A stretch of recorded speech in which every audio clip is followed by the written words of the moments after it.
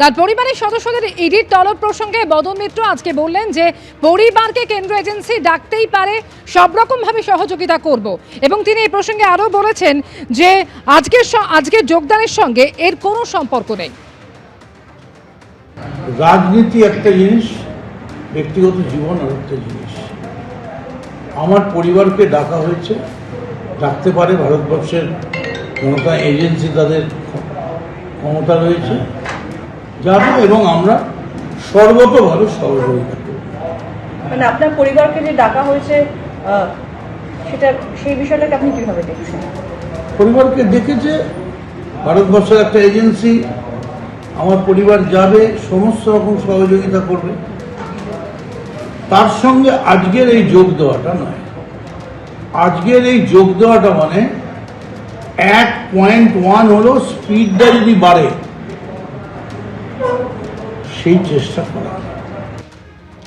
কালীঘাট তৃণমূল ছাড়লেন বদন মিত্র, দুঃখ নেই এমনই প্রতিক্রিয়া মমতা বন্দ্যোপাধ্যায়ের। আজও একজন ছেড়ে চলে গিয়েছে, তা নিয়ে দুঃখ নেই এমনই প্রতিক্রিয়া মমতা বন্দ্যোপাধ্যায়ের। এবং তিনি আরো বলছেন যে কালী মেসেজ পাঠিয়ে বলেছিল আমার পরিবারকে তলব করেছে, তখনই আমরা তাকে সরিয়ে দিয়েছিলাম।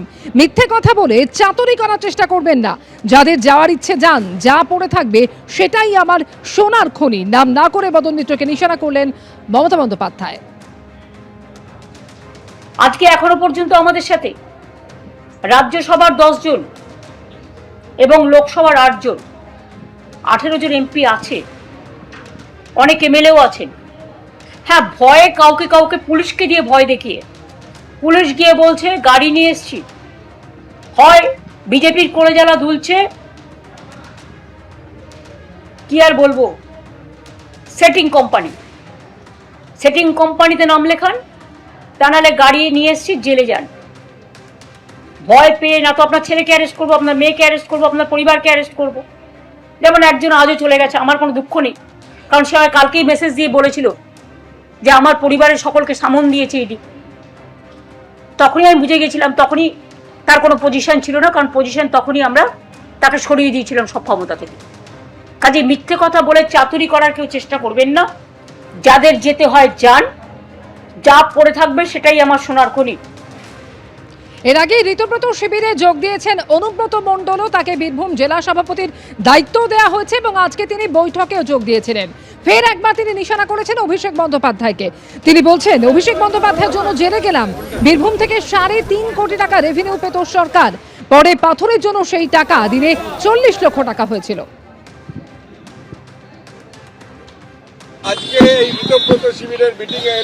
দেখুন, ঋতব্রত তৃণমূল, আমিও তৃণমূল। ঋতব্রত তৃণমূল, আমিও তৃণমূল।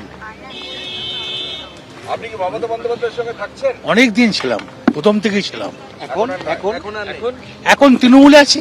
মমতা বন্দ্যোপাধ্যায় কি তৃণমূলে আছে? আমি জেলে গেলাম কেন? চলুন। এই জন্য জেলে গেলাম, কার জন্য গেলাম? অভিষেক ব্যানার্জি। লাস্ট একটা প্রশ্ন হচ্ছে যে সবাই প্রশ্ন তুলছে অনেকে, কালীঘাট তৃণমূল মূলত, যে আপনার যেহেতু ইনভার্টার এই কেসটা হয়েছে তার জন্য কি আপনি হঠাৎ করে মমতা? ওসব বাজে কথা বলেন না। আমি ওসব ভয় পাই না। 100 বার। আপনি ছিলেন নাকি কাছে?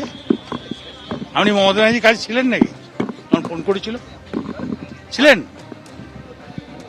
4 বার ফোন করেছিল ইলেকশনে হারার পর।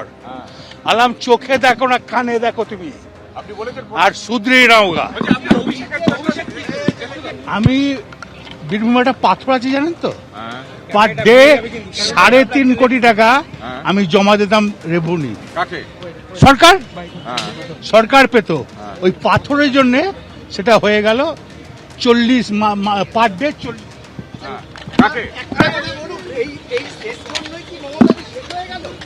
ওর জন্যই শেষ হলো। তার জন্য শেষ হলো। ওর জন্য।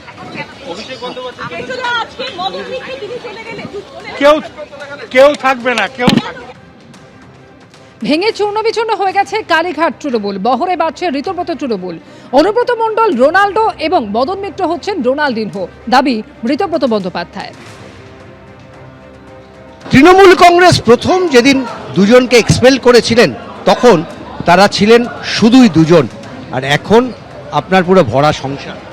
বিন্দুতে বিন্দুতেই তো সিন্ধু হয়। গণতন্ত্রে মনোলগের কোনো জায়গা নেই। ফ্যাসিবাদ, একাধিপত্য, আধিপত্যবাদ, একনায়কতন্ত্র এগুলো হচ্ছে মনোলগের সঙ্গে এগুলোর অবিচ্ছেদ্য সম্পর্ক। আর গণতন্ত্র তা যতই আক্রান্ত হোক, গণতন্ত্রের মূল কথা হচ্ছে ডায়ালগ। তো মনোলগের সঙ্গে ডায়ালগের লড়াই, আমরা ডায়ালগের জন্য পথে নেমেছিলাম। এখানেও যে আলোচনা আজকে করেছি সেখানে ডায়ালগই হয়েছে। এই ডায়ালগ, মনোলগের সঙ্গে ডায়ালগের লড়াই, আমরা ডায়ালগে আছি। মানে আমরা বলছি যে কালেকটিভ তৃণমূল, কোনো ঋতব্রত তৃণমূল নয়, কালেকটিভ তৃণমূল। আপনি প্রথম দিন একটা কথা বলেছিলেন যে লোকে আপনাদের বিশ্বাসঘাতক বলতে পারে কিন্তু কেউ চোর বলবে না। আমি গত দুদিন ধরে ওই রাস্তায় গাড়ি ঢোকে না। আমি টাউন হলের ওখান থেকে হেঁটে হাইকোর্টে দোতলা পর্যন্ত গেছি, দীর্ঘক্ষণ 1 ঘন্টা ছিলাম, বিভিন্ন কাগজপত্রে সই করার ব্যাপার ছিল।